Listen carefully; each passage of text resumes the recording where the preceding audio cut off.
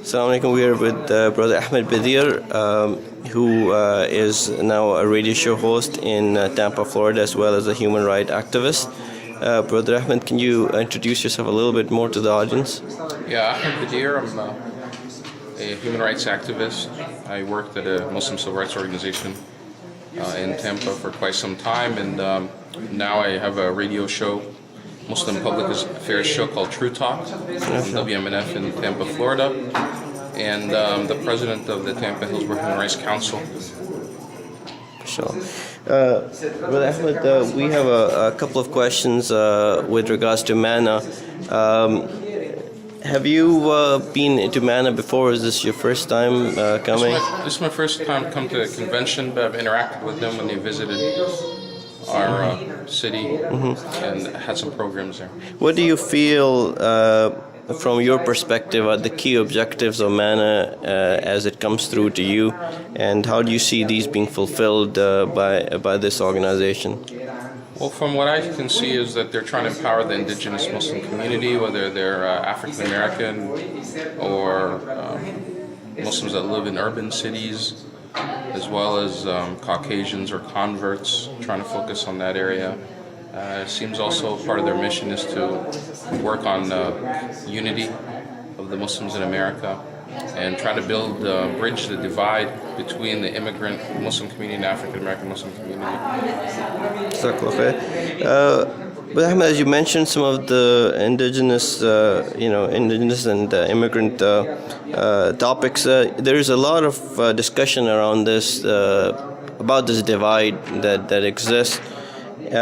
Would you give maybe a couple of suggestions where, as an online community, we can help and bridge this gap and bridge between the communities? I think it would be helpful to have some, as far as online community, to have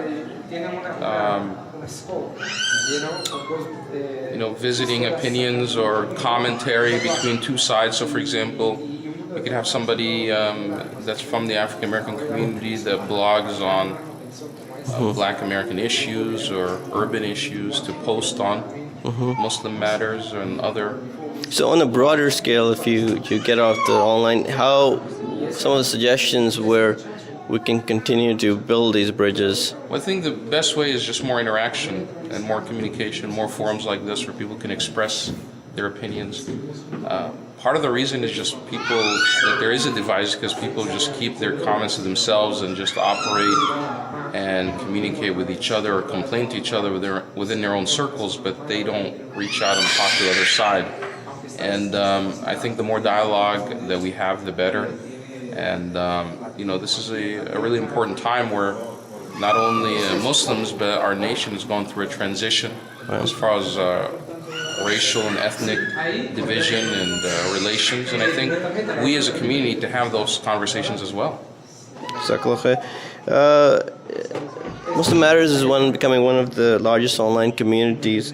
What nasiha would you like to give to the writers, to the readership, anything else you want to convey to the online community about your radio show, about your work?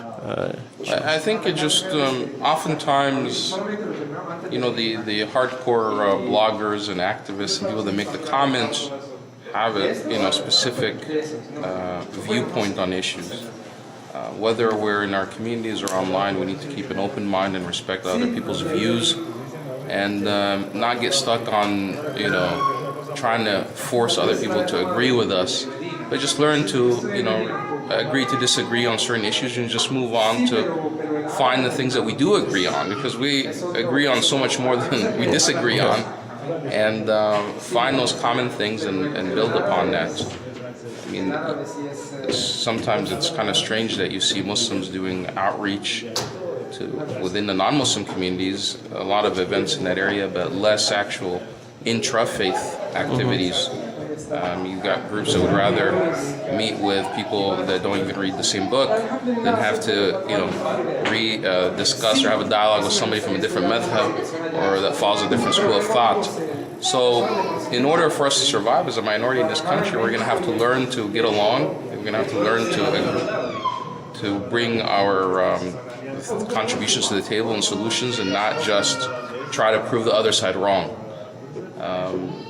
and more interaction, more blogging. I think, while there are people doing some of that, but we're actually, far behind many of the other progressive communities in that area. So people spend a lot of times online, especially in the Muslim community. If you look at people's Facebook accounts and MySpace, right. But less time actually having that meaningful dialogue. So it's important to do that. And there are other ways to blog. I mean, you can have podcasts, you can have video casts.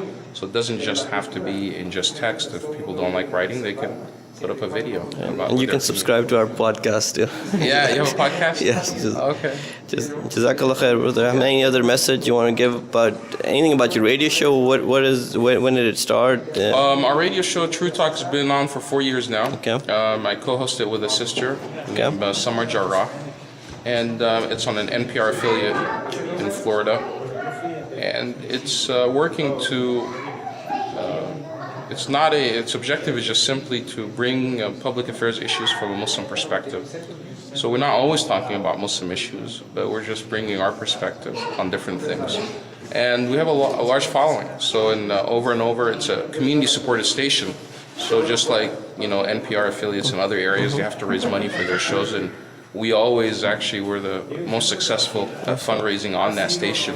And most of the contributions come from non-Muslims who just say we appreciate the viewpoint.